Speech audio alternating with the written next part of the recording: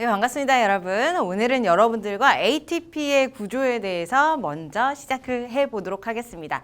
자, ATP라고 한다는 것은 무엇이냐면 생명체라면 모두들 가지고 있는 에너지 저장 물질이에요.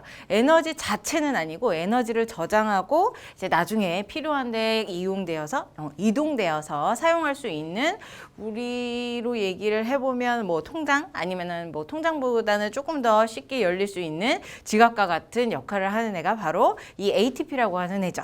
자, 그러면 ATP의 구조에 대해서 조금 더 자세히 얘기하면서 어떻게 사용되는지 알아보도록 합시다.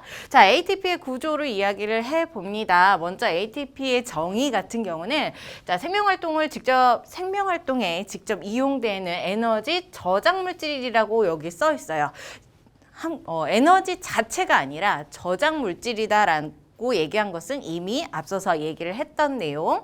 자, 그래서 ATP의 구조는 어떻게 되어 있냐면, 얘 같은 경우는 이름이 아데노신 트리포스페이트라고 하는 이름을 가지고 있어요. 그래서 아데노신이라고 하는 염기와 그 다음에 당의 구조, 연결된 구조인 그 덩어리에다가 트리포스페이트가 연결되어 있단 말이야. 포스페이트 같은 경우는 인산을 얘기를 합니다.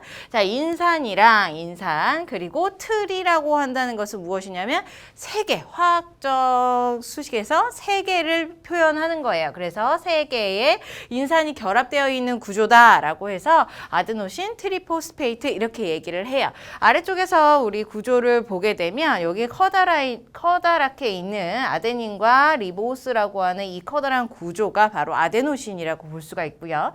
이 아데노신 옆에 아주 중요한 세 개의 인산기가 존재하는 거죠. 트리포스페이트. 이렇게 트리포스페이트 사이에 어떻게 ATP가 들어가느냐. 원래는 내 몸 안에 에너지가 낮은 디포스페이트의 상태로 존재하고 있어요. D라고 한다는 것은 두 개를 의미해요. 그래서 오른쪽 같은 경우는 ADP, 디포스페이트의 구조를 얘기를 하고 있는데, 인산을 두 개만 가지고 있는 구조를 가지고 있죠. 그런데 인산과 인산 사이에 여기 있는 결합들이 다른 화학적 결합에 비하면 훨씬 더 고에너지를 가져야지만이 결합을 할 수 있는 그런 고에너지 결합이다. 그래서 이 디포스페이트의 덩어리에다가 고에너지가 쏙 들어가고, 그 다음에 그 결과 이제 다른 포스페이트, 자유적으로 돌아다니고 있던 포스페이트 하나가 더 결합을 하면서 우리 트리포스페이트라고 하는 ATP가 만들어지게 되는 겁니다. 자, 고에너지에는 얼마 정도가 되느냐? 7.3kcal가 돼요. 다른 화학적 구조에서는 훨씬 더 작겠지만 얘 같은 경우는 7.3kcal의 고에너지가 결합되어서 트리포스페이트를 만든다. 이렇게 보면 되겠죠. 자, ATP의 구조는 이렇게 이루어져 있어요. 아데노신 트리포스페이트.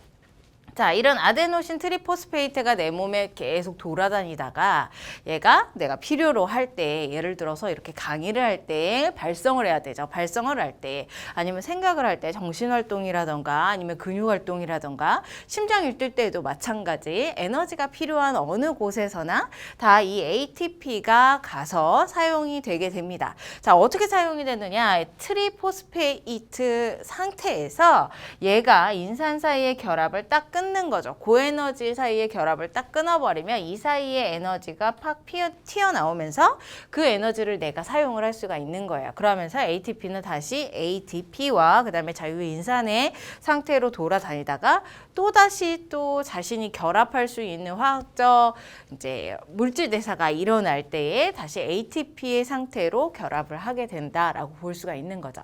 자, 우리 ATP의 구조를 잘 기억하시면 됩니다. 트리포스페이트 3개의 인산으로 이루어져 있고, 인산과 인산 사이의 결합이 고에너지 결합이다. 그런데 얘가 사용이 될 때에 이렇게 인산과 인산 사이의 결합이 끊어지면서 고에너지가 튀어나와 사용을 할 수가 있다. 이 정도만 기억을 하시면 돼요.